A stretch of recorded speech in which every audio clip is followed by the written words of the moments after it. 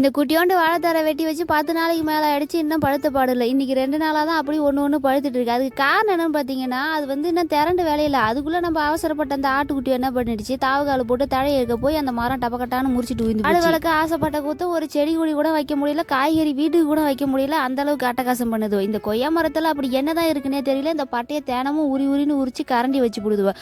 அதுக்கு தான் நேற்று ஒரு வேலை பார்த்து விட்டுட்டேன். பிடிச்சி எல்லாத்தையும் மாட்டு சாணத்தை வச்சு அப்பி அழுத்தி விட்டுட்டேன். இனிமே வாயை வச்சு பாருங்க பார்க்கும் அப்படின்ற மாதிரி எல்லாத்துலயும் சாணி வாழைத்தார ஒரு சாகுல கட்டி போட்டு வச்சிருந்தோம்னா ஒரு 5-6 நாள்லயே பழுத்துரும். அது என்ன இப்போ அவசரம், பழுக்கிறப்ப பழுக்கட்டுன்னு நான் அப்படியே காத்தோட்டமா போட்டு விட்டுட்டேன். இந்த வெங்காயம் தக்காளி அறியும்போது மட்டும் நான் என்ன பண்ணுவேன்னா, இந்த மாதிரி வெளியில தான் தூக்கிட்டு வந்து வச்சு அறிவேன். நிறைய தடவை பார்த்துருப்பீங்க. உள்ளார அந்த செவுத்தோரமா குட்டியோண்டு இடத்துல நம்ம அறியும் போது கண்ணை கரிச்சு கொட்டி விடுது. இந்த மாதிரி வெளியில வந்தா பிறக்க பார்த்துக்கிட்டே வெங்காயம் தக்காளி அறியலாம்.